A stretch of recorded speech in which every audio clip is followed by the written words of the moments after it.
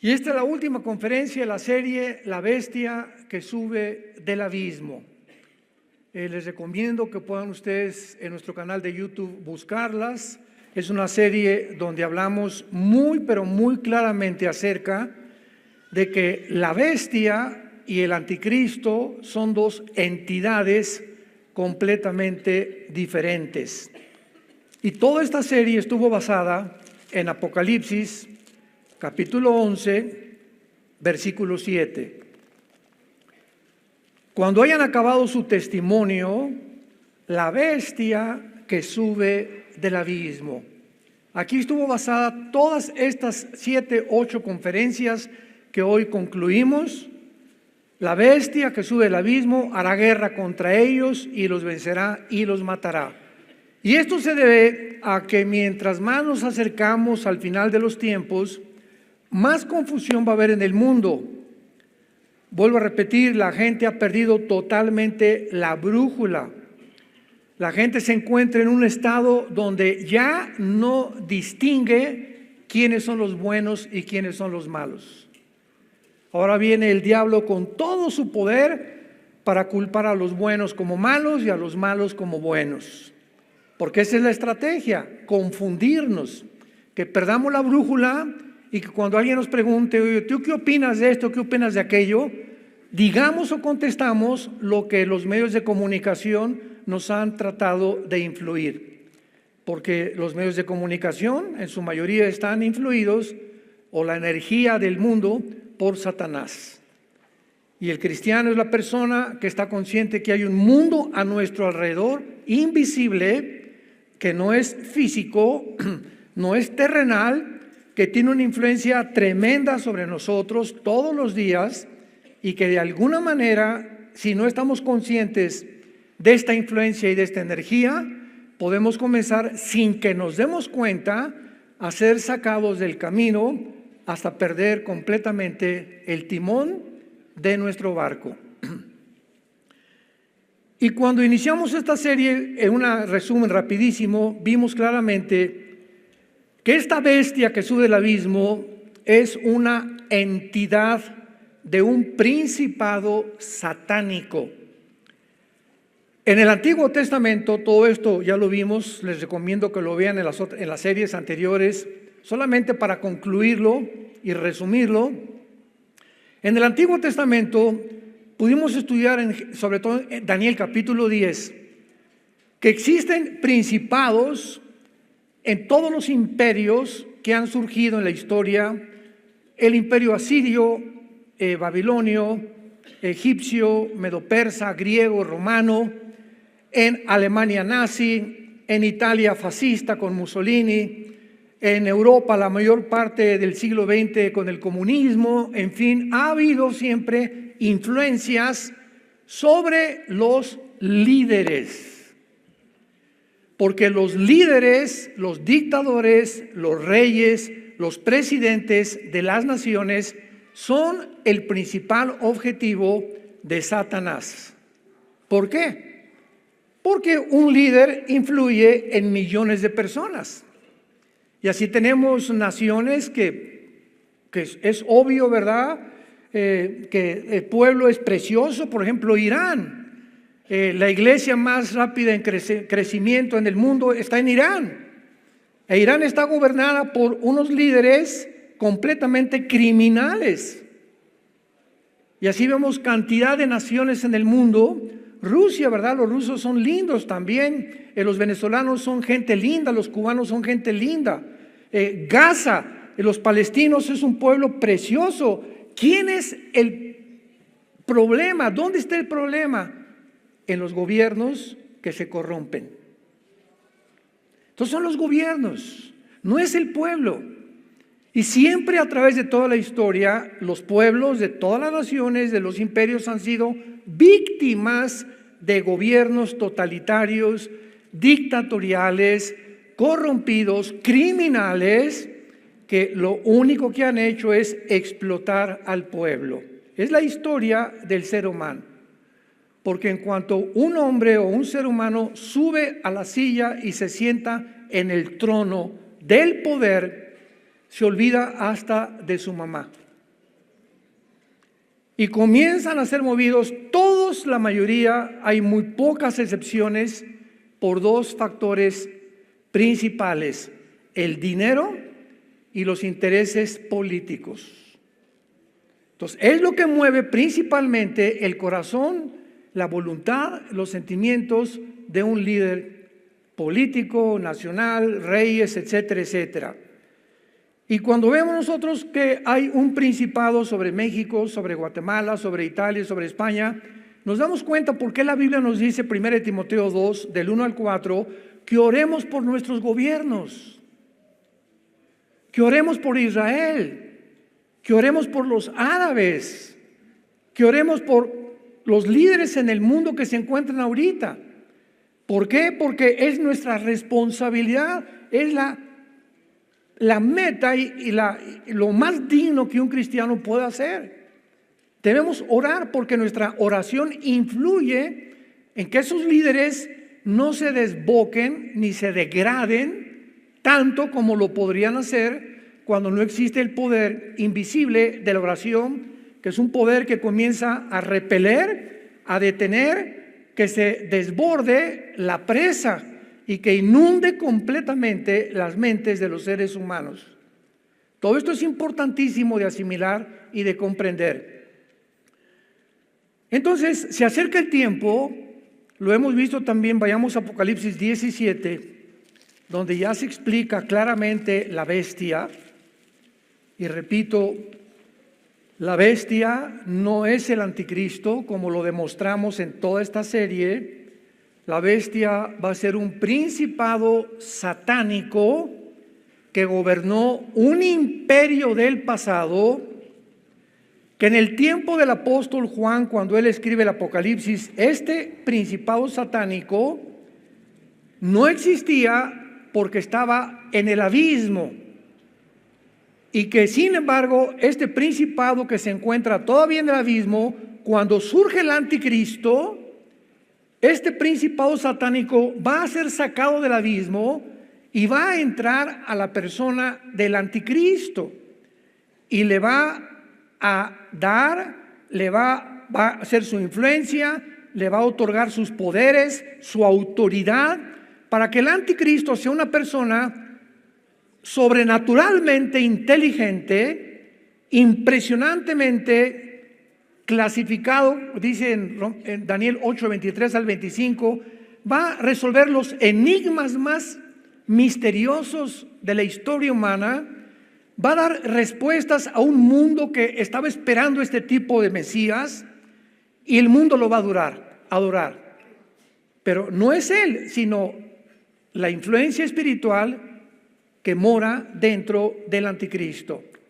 Y esto lo explica Apocalipsis 17, versículos 7 y al 8, cuando Juan se queda estupefacto sin entender quién era la gran ramera y de qué forma la bestia iba a estar sometida a la gran ramera, que es el sistema religioso que viene en el mundo entero muy pronto, que va a usar el anticristo para después él quemar a este sistema religioso, hacerlo a un lado y comenzar a gobernar él políticamente y adjudicarse él el nombre de Dios.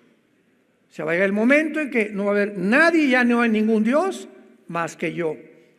Y cuando hablamos de un sistema religioso, esto es importante, no estamos hablando del catolicismo romano, mormones, inclusive del Islam o del hinduismo. Cuando hablamos de sistemas religiosos, desgraciadamente la gente clasifica. Bueno, si es religión, es Dios. Espérame tantito, ¿cuánta ignorancia hay? El budismo es una religión atea. Es un ejemplo. Oye, pero ¿cómo que? Sí, el budismo es ateo. Buda no creía en Dios y está clasificada dentro de las religiones. Entonces, no todas las religiones son de Dios, no, de ninguna manera. Cuando nos hablan, preguntan a nosotros y nos dicen, ¿tú qué eres cristiano? Ahí me preguntaron muchas veces cuando conseguíamos permisos en las universidades, en el Politécnico, en la UNAM, en la Universidad de Monterrey que estuve, en el sur, en Yucatán, etcétera, etcétera. Pero no nos venga a hablar de religión. Y le dije, la Biblia no es un libro religioso. Y desgraciadamente, los que están en contra de los principios éticos y los valores cristianos, la clasifican como un movimiento religioso para decir, es que la educación tiene que ser laica en los gobiernos. No metan la religión. Y le dije, ¿de dónde sacaron esto? La Biblia es el documento histórico, geográfico, político, numérico, físico, genético, bioquímico, de antropología, paleontología, de genética, con la información y la investigación más profunda que pueda haber en ningún otro volumen de literatura. Así que la Biblia nos habla de todas las disciplinas académicas que hay en el mundo, antes de la genética, antes de la historia, antes de la geografía. Nos ponen un panorama completamente insuperable por ningún otro volumen de literatura. Entonces, ¿de dónde inventan que es un libro religioso? Porque habla de Dios. Pues el budismo también le contesta a esta persona. Y el budismo es ateo y se quedan así. El comunismo, la ideología del comunismo, es una religión. ¿Pero cómo? Sí, la raíz del comunismo tiene que ser humanistas, tiene que ser darwinianas o evolucionistas y tiene que ser completamente ateas. Una persona no puede decir, actualmente ha cambiado. Yo cuando fui comunista en mi juventud, me enseñaron claramente la dialéctica materialista, marxista y hegeliana, donde yo tenía que decir que era ateo, humanista, o sea, no humanitario, humanista, que el hombre es la cabeza de la sociedad, y el hombre es el que tiene todas las respuestas para el ser humano. Y en tercer lugar tenía que ser completamente de una persona que no creyera que después de esta vida hay otra vida.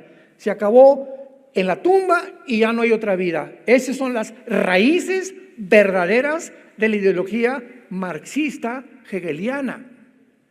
Pero con el tiempo, ya en el siglo XXI principalmente, se cambió y ahora había comunistas que se decían cristianos, como el famoso Hugo Chávez, ¿no? Que muere con un crucifijo por el amor de Dios, persinándose con el crucifijo porque le dio el cáncer. Ya recorrió, ahora sí se convirtió en una persona que admitía que existía un Dios. Entonces fue una fantochada su comunismo y su ideología. No era una persona completamente íntegra en sus convicciones de decir, yo muero hasta que muera convencido porque esto es así. Y sin embargo ya es una ensalada ahorita de todas las disciplinas académicas que puedan existir. Entonces, el sistema religioso del anticristo va a ser un sistema de ideas mezcladas con la inteligencia artificial, con el transhumanismo y con la ideología de género. Va a ser un sistema de pensamiento que ya comenzó a envolver a los seres humanos para llevarnos a pensar de esa manera y comenzar a creer que realmente tenemos que llegar a creer que un hombre no es un hombre y que una mujer no es una mujer. Ahí ha comenzado todo. El hecho que genéticamente y biológicamente tengas el cromosoma Y y que te determina el género masculino, no le creas. Haciendo a un lado la ciencia médica y genética, convencernos a nosotros que no tenemos el género con el cual nacimos. Y son millones, no se imaginan, millones de personas en el mundo que lo han llegado a creer. Y exaltar, etcétera, etcétera, en los desfiles que hacen, que son una abominación totalmente a los valores judeocristianos de hace 6,000 años. Entonces, el Espíritu en Apocalipsis 17, versículos 7 al 8, le explica a Juan y le dice, ¿por qué te asombras? Yo te diré el misterio de la mujer. ¿Por qué? Porque ningún ser humano se puede atrever a resolver los misterios de Dios. Los pensamientos de Dios no son nuestros pensamientos. Los caminos de Dios no son nuestros caminos. Tú te enfrentas a la Biblia, es un libro de misterios, la Biblia. Hay misterios por todos lados. ¿Qué significa la palabra misterio? Algo no revelado a la mente humana. Porque la mente humana es limitada, la mente humana es finita, no puede abarcar la mente humana más allá de a donde Dios nos puso ese límite. Y si tú quieres abarcar más allá y decir, es que yo quiero comprender a Dios, y por qué se mueren los niños, y por qué este genocidio, y por qué aquello, no puedes con tu mente tener la respuesta, porque sobrepasa nuestra capacidad de comprensión. Un niño de 6, 7 años no puede entender la fórmula física E igual a mc al cuadrado de Alberto Einstein. La energía es igual a la materia por la velocidad de la luz al cuadrado. ¿Por qué, niño? Porque aunque yo te lo explique, no está desarrollado tu cerebro, ni tu entendimiento. Espérate a crecer a los 18, 20, 25 años tal vez, métete a estudiar matemáticas y física cuántica y vas a entender esto. Y así es la mente humana de los adultos también. Nos enfrentamos en la Biblia con un mundo de misterios. Y esta es la razón por la cual la mayor parte de los que profesaron el ateísmo en el siglo XX acabaron locos, acabaron degenerados moralmente, acabaron en un psiquiatra como el padre del ateísmo, Friedrich Nietzsche, que acabó en un psiquiatra, el pobre, ¿verdad? Porque escribió un libro que se llama Así hablaba el anticristo, y cantidad de libros que los leí como 2 o 3 veces cada uno de ellos, y llegó el momento en que él ya no pudo enfrentarse con respuestas y se volvió loco.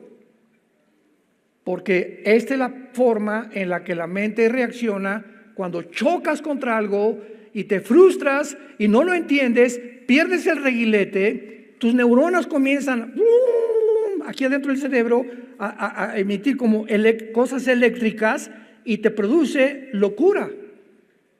Pierdes el entendimiento, pierdes la razón, y ahora a lo bueno le llamas malo y a lo malo le llamas malo o bueno, que es el síntoma más grande cuando un ser humano ha perdido completamente la razón, cuando ya no distingue entre el bien y entre el mal. Yo te diré el misterio. Fue un ángel el que nos da, o el Espíritu Santo el que nos revela los misterios de Dios. Nadie más. El misterio de la mujer y de la bestia que la trae, la cual tiene 7 cabezas y los 10 cuernos. Atención, versículo 8. La bestia que has visto, que ha sido el tema de toda esta serie, la bestia era. O sea, en tiempos de Juan hace 2000 años, esta bestia no existía. Era, o sea, fue en el pasado. Y no es. En el tiempo de Juan tampoco existía. Y está futuro para subir del abismo, que es el versículo Apocalipsis 11:7, donde ya el Espíritu Santo revela la bestia que sube del abismo, matando a los 2 testigos y que comienza a hacer su poder en la segunda parte de la gran tribulación.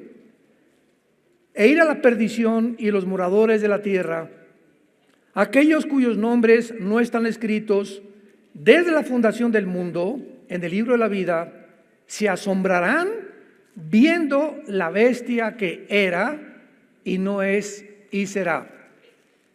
Y para terminar este resumen rapidísimo, quedamos claramente en estos principios.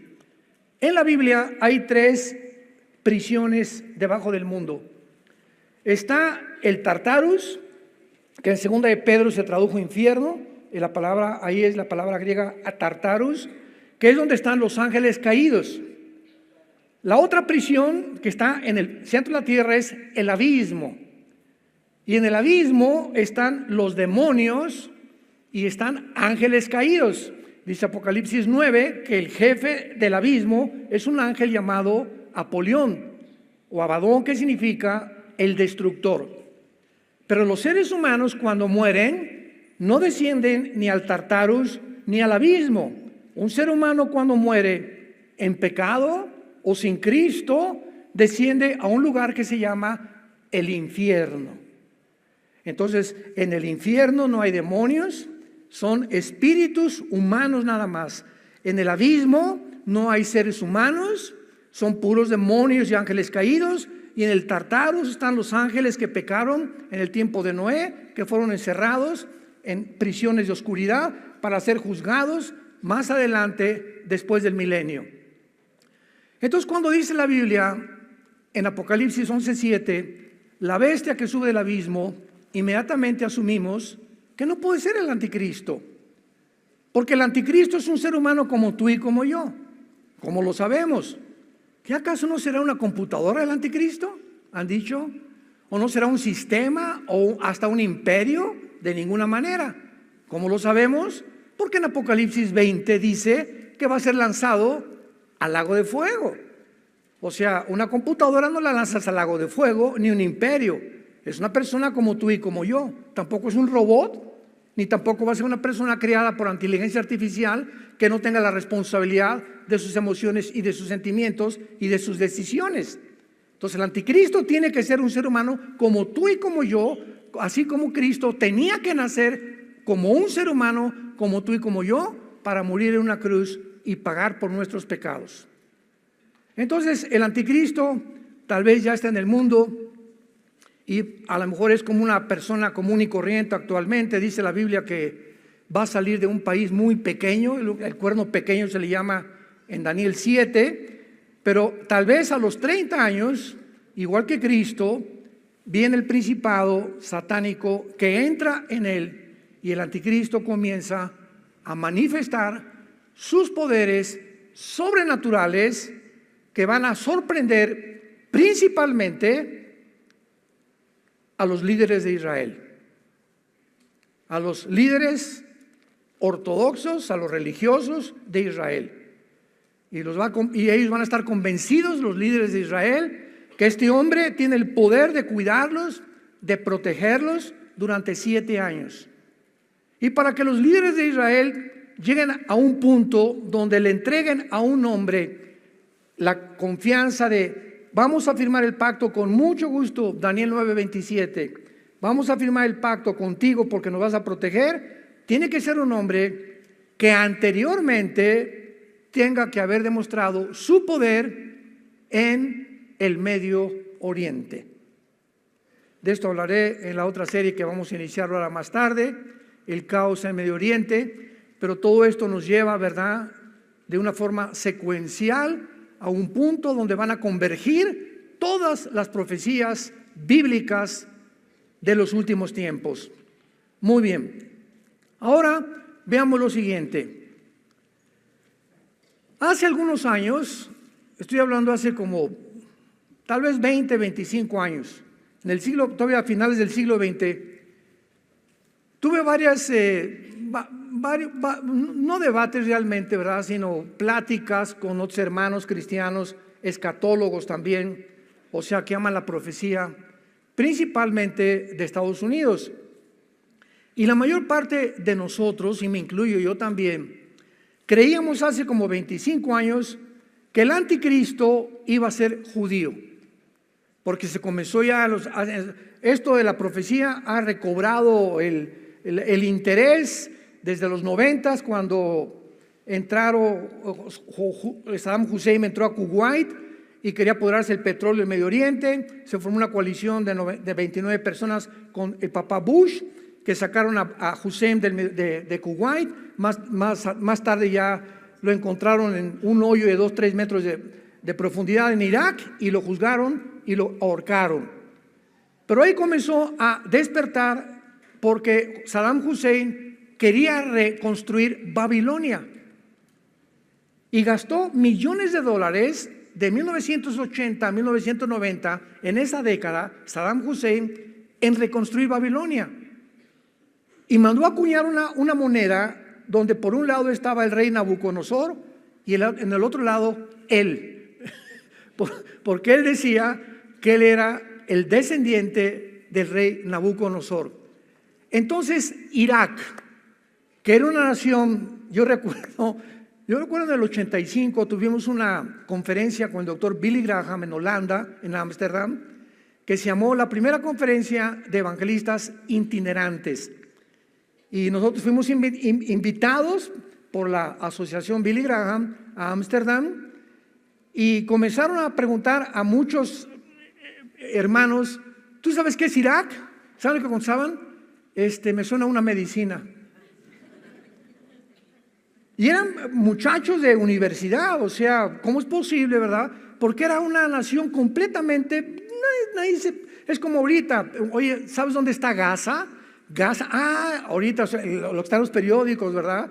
Pero anteriormente muy poca gente se mete a un mapa mundi, a un mapa geográfico y ver dónde está Bulgaria, Polonia, qué mar está entre Ucrania y Turquía, dónde está, si está Siria al norte o al sur de Israel, dónde está Libia, etcétera, etcétera. Muy poca gente, y para vergüenza de muchos lo digo, muy pocos cristianos.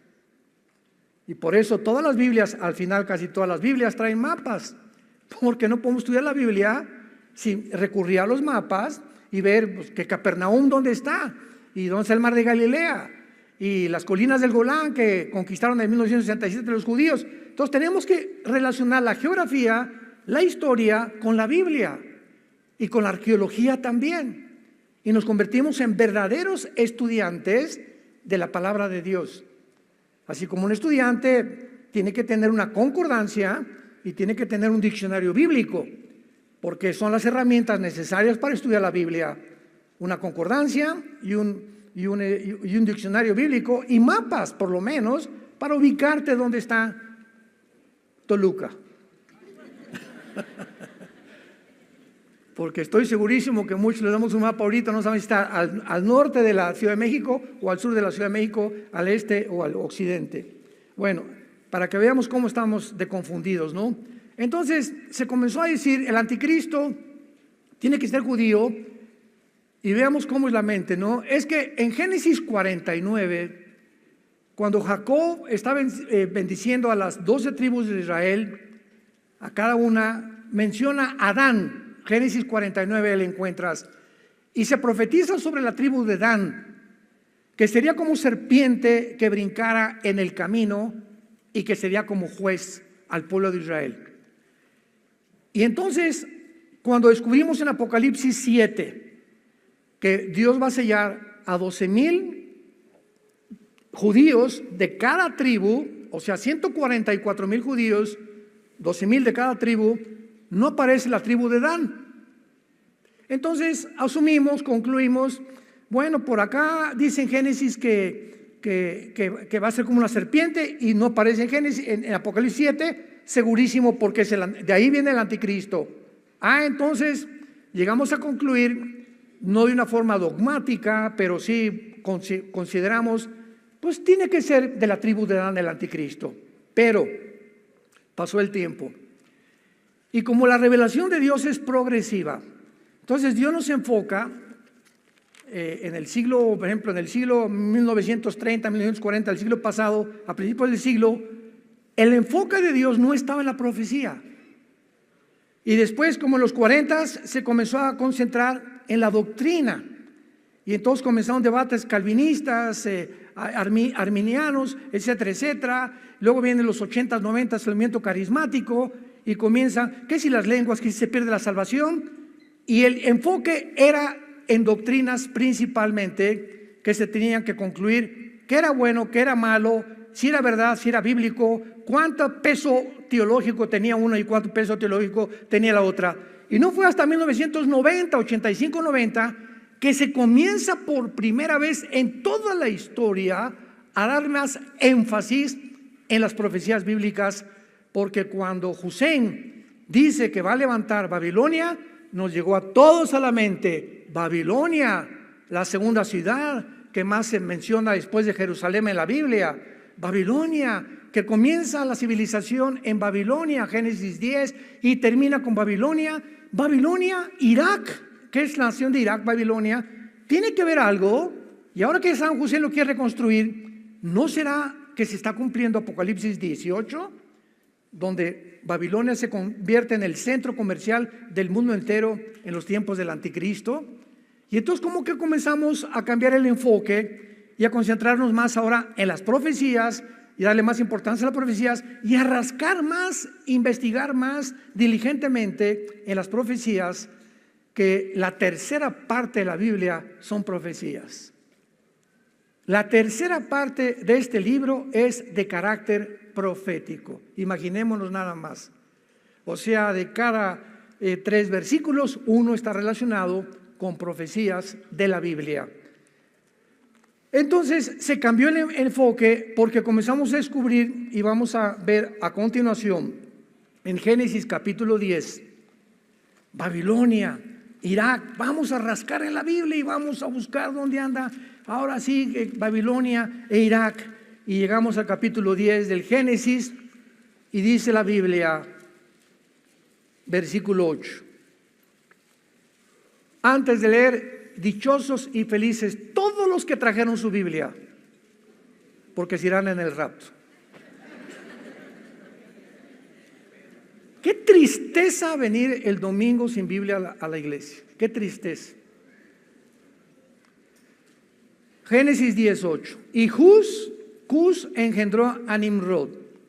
Recordamos que Cus viene de Cam, que es el continente africano. Entonces vemos que Nimrod se convierte o llega a ser el primer Gibor en el hebreo. Gibor, con G de gárgara, que significa poderoso o valiente en la tierra. Y si nos quedamos ahí, pues entonces fue el primer héroe, pero no fue así. No es el aspecto que el Espíritu Santo nos quiere dar de Nimrod, porque más adelante dice versículo 9, este fue vigoroso, otra vez la misma palabra, Gibor, o poderoso, cazador, delante de Jehová, por lo cual se dice, así como Nimrod, vigoroso cazador, delante de Jehová. Y aquí vemos nosotros que la palabra delante de Jehová significa que él era un cazador de almas y no un cazador de animales, como posiblemente se pueda asumir o considerar en una lectura superficial. ¿Y cómo lo comprobamos? Porque más adelante en el capítulo 11 de la Biblia, él, este poderoso cazador, es el primer ser humano. La palabra Nimrod significa rebelde en el hebreo. El primer ser humano en organizar la primera rebelión masiva en contra de Dios en la Torre de Babel. La serie antes de esto, todo cubrimos lo que es Babel, ¿se acuerdan? Estudiamos desde Génesis 10 hasta el Apocalipsis, toda la historia de Babilonia. También la pueden encontrar en las conferencias que hemos dado. Entonces Nimrod se levanta como el primer rebelde porque 1500 años después de Adán, a ver, vamos por orden, nace Adán y pasan 1500 años en el mundo donde casi no había leyes. Y el mundo se convierte en un mundo, en un zoológico humano, donde los seres humanos comienzan a mezclarse, hombres con hombres, mujeres con mujeres, con animales, bestialismo, con niños. Se sumergen en el ocultismo, en la brujería, en todas las cosas desconocidas, etcétera, etcétera. Y finalmente los ángeles caídos que habitaban todavía en la tierra.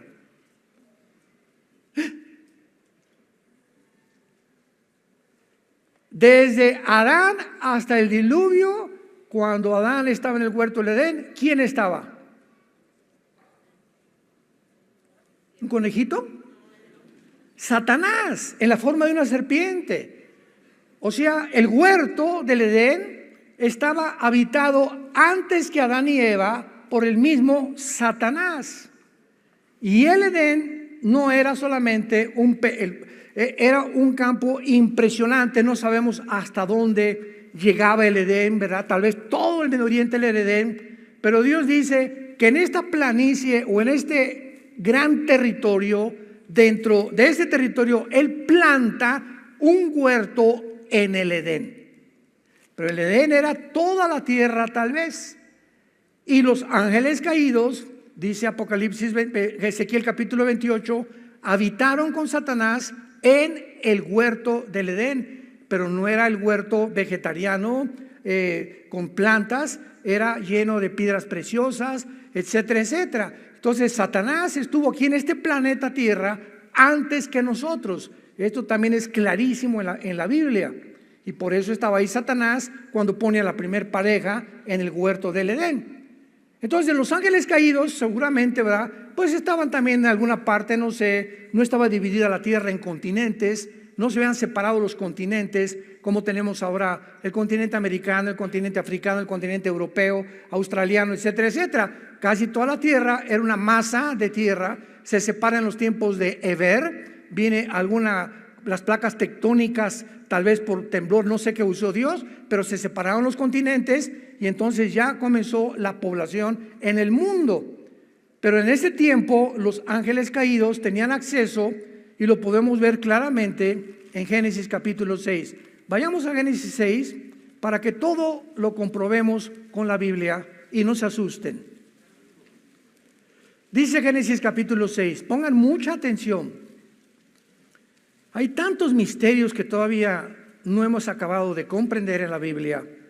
Había gigantes, o sea, los Nefilim o los Nefilim en la tierra, y esta palabra Nefilim significa caídos. Y hasta este momento en la historia, no había caído nadie. Adán y Eva pecaron, ¿verdad? Pero los caídos se les nombró a los ángeles que cayeron del cielo, y dice Ezequiel 28 que fueron arrojados a la tierra. Cayeron del cielo a la tierra. Jesús dijo a los apóstoles: vi caer a Satanás como un rayo al mundo. Estaba relacionándolo con la caída. Cuando regresaron de sacar demonios los discípulos estaban muy contentos y estaban muy orgullosos, y les digo: ¿saben una cosa? No se dejen, yo vi caer a Satanás del cielo a la tierra. Entonces, cuando dice la Biblia había gigantes, dice había caídos, porque la palabra Nefilim significa caídos, si lo quieres apuntar en tu Biblia. Había Nefilim en aquellos días, y también después que se llegaron los hijos de Dios a las hijas de los hombres. O sea, aun cuando en ese tiempo había gigantes, después de lo que pasó del diluvio, siguieron los gigantes tratando de alterar la genética humana, que fue el objetivo principal de Satanás para impedir que naciera la semilla del Mesías. Pongan atención. Y les engendraron hijos. Estos fueron los Gibor, que hay en la palabra Gibor, los poderosos, que desde ¿cuándo? ¿Leí bien? Estos fueron los poderosos que desde la antigüedad fueron varones de renombre. Y la palabra antigüedad es la palabra olam, como suena en el hebreo, olam, que significa eternidad. Entonces, cuando comenzamos ya a buscar más profundamente las cosas, ahora entiendo más, ahora tengo mucho más luz. Se está mencionando que estos gigantes o estos ángeles caídos ya estaban desde la eternidad. ¿Y qué dice? Estos son los que desde la antigüedad fueron varones de renombre. Varones de renombre, aquí está mencionando la palabra Ish, que es la palabra que se le da a seres humanos. Y los ángeles son exactamente como nosotros, como los seres humanos, pero con capacidades sobrenaturales y no sujetos a las leyes cósmicas bajo las cuales estamos los seres humanos. Entonces, estos varones de la antigüedad eran los ángeles caídos, habitaban aquí, estaban aquí en el mundo. Ay, hermano, pero la Biblia dice que cuando Dios creó todo, vio que era bueno. Entonces, ¿cómo pudo? O sea, y son válidas estas preguntas, ¿no? Siempre tenemos que preguntarnos en todas las cosas de la Biblia, porque es un libro de misterios. Pero tenemos que estudiar la palabra y no comenzar a concluir, ¿verdad? Como en las redes sociales. Ay, el hermano dijo esto, el hermano dijo, no son ni teólogos los que critican y comienzan a hablar tantas babosadas que es una vergüenza realmente para poder realmente entender que la palabra de Dios no se puede interpretar de esa manera. Entonces, cuando la Biblia dice que Dios vio que todo era bueno, era a la creación que Él hizo, pero antes de nosotros hubo otra creación, y los ángeles y Satanás cayeron antes que nosotros.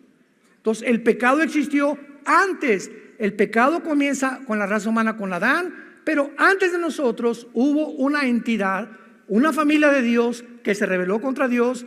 La tercera parte se rebelaron contra Dios. Lucifer los encabezó y fueron los caídos y fueron arrojados al planeta Tierra.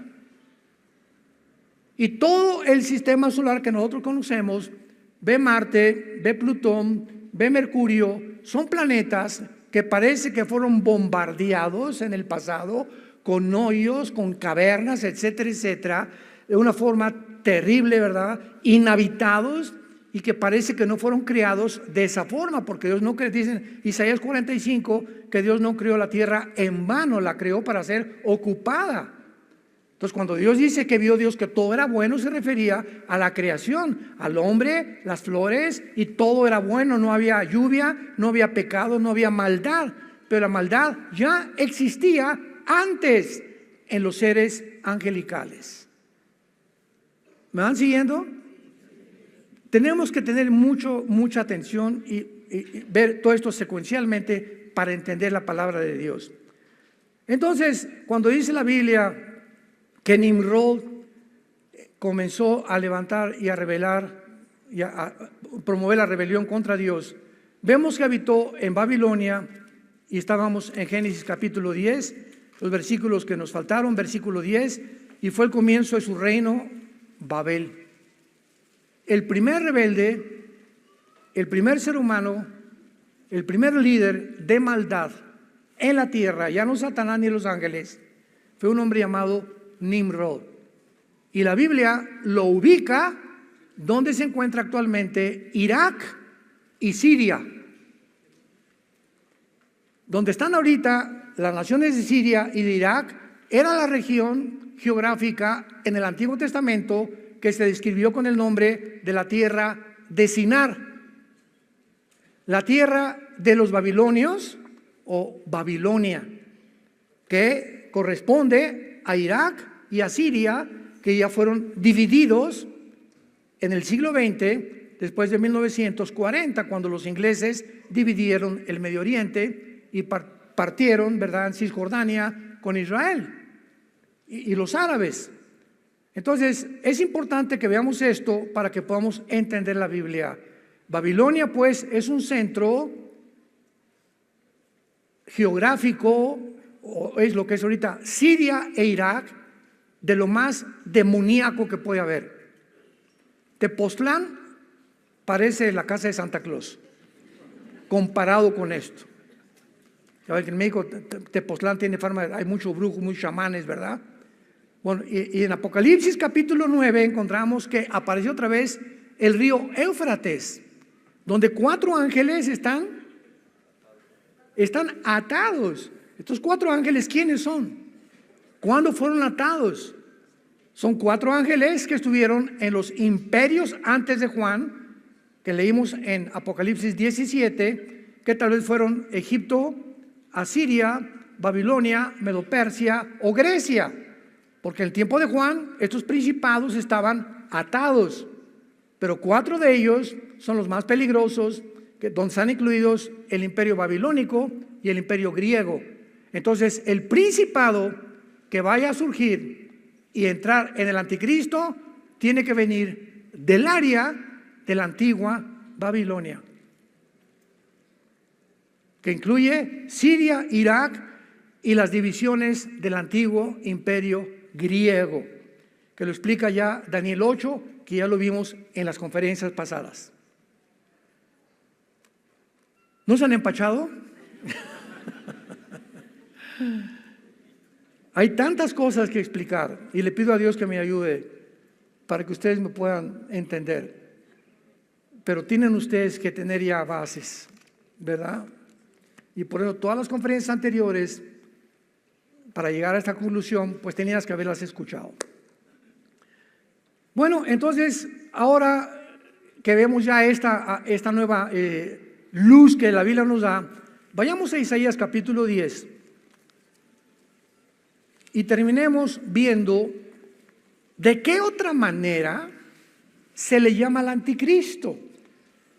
Porque, como decíamos, se asumió hace algunos años, pues que venía de la tribu de Adán, y también se asumió, y fue casi dogmático lo que les voy a decir. Ahí me enseñaron mis maestros, el anticristo tiene que nacer de Europa. Porque la Biblia dice en Daniel 9, 24 al 27, en la profecía de las 70 semanas, el príncipe que ha de venir, que fue Tito, el imperio romano, y que destruyó Jerusalén, que de ahí viene el anticristo. Sin embargo, cuando ya se estudia más profundamente, el imperio romano no se limitó a Europa. El imperio romano abarcó el norte de África y el Medio Oriente. Pero se concluyó que no, tiene que ser de Europa, pero no necesariamente, ya lo vemos, y cuando comenzamos a rascarle más en la Biblia, Dios nos da más luz y nos muestra claramente que el anticristo no surge de Europa, el anticristo surge del Medio Oriente. ¿Será algo significativo lo que está pasando todo en el Medio Oriente? Antier se juntaron más de 70, 80 líderes árabes en Arabia Saudita, ayer o antier. Más de 80 líderes árabes. Y el presidente de Irán fue el que dijo, la única solución es exterminar a Israel. Emiratos Árabes dijo no. Bahrein dijo no. Marruecos dijo no.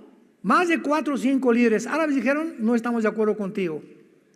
Pero estaba promoviendo, y la segunda moción del presidente de Irán dijo, vamos a cancelarle el petróleo a Israel para que ya deje de que se salga de Gaza. Nadie lo apoyó. ¿No es curioso y no es interesante que ninguna nación árabe haya mandado ayuda a Gaza? Lo voy a comenzar a explicar en la conferencia que sigue. Pero hay tantas cosas que nos han mentido, que están escondidas, para darle otro enfoque y caer toda la culpa sobre la nación de Israel. Y tampoco es sorpresa, porque la Biblia dice, Zacarías 12, versículos 2 y 3, que la tercera guerra mundial, la mecha que la va a prender, será la ciudad de Jerusalén.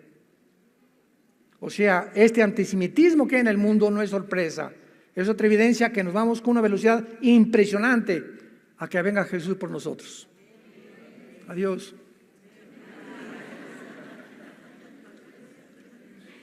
Isaías 10, versículo 12. Acontecerá que después que el Señor haya acabado toda su obra en Sión y en Jerusalén, me detengo. ¿Ya acabó Dios su obra en Israel? Todo el mundo lo sabe. Después que Dios acabe toda su obra con Jerusalén, que será al final de la tribulación, castigará el fruto de la soberbia del corazón del rey. ¿De dónde? De Asiria, y la altivez de sus ojos, con los que se describe a la persona del anticristo. Vemos pues de una forma clarísima que el anticristo se le llama el asirio y el rey de Babilonia. Y posiblemente todo esto que se está gestando ahorita en el Medio Oriente, porque cuando Saddam Hussein invade Kuwait y el enfoque es sobre el Medio Oriente desde 1990, estamos hablando hace 35 años que los encabezados de los periódicos se han centrado en la región del Medio Oriente como el punto crítico donde en cualquier momento, tal como este libro lo dice, en el Medio Oriente comenzó el mundo, en el Medio Oriente terminará el mundo. No en México, no en Estados Unidos, no por una bomba en Washington, ni en Rusia, ni en China. El final de la humanidad y la última guerra mundial será en el Medio Oriente, con más detalles en Israel, en el Valle del Megiddo. ¿Qué es lo que moverá a todas las naciones con un odio para destruir Israel? Ya lo estamos comenzando a ver. El odio que tiene hace 6,000 años Satanás con el pueblo que levantó para que a través de él viniera el Mesías y tuviéramos la palabra de Dios. Preparemos nuestros corazones porque nuestra redención se acerca cada día más y más y más. Padre, te damos las gracias. Te bendecimos con todo el corazón por la palabra profética más segura, a la cual haríamos bien en estar atentos hoy más que nunca, como la única antorcha. No existe ninguna otra luz, ningún medio de comunicación, ningún politólogo, ningún filósofo, ningún escritor. Nadie puede atreverse a opinar acerca de lo que pasa en el mundo más que tú. Y nos los dejas claramente establecido en tu palabra para no perder la brújula, para discernir, distinguir el bien del mal, el mal del bien. El propósito satánico es mezclarlos a los dos. Ya no hay blanco ni hay negro, ahora hay gris. Y esta confusión es la que ha llevado a la humanidad a hacernos creer que somos dioses y que en nosotros se encuentra la solución para los problemas políticos, filosóficos, militares, religiosos, que van mucho más allá de nuestra capacidad para resolverlos.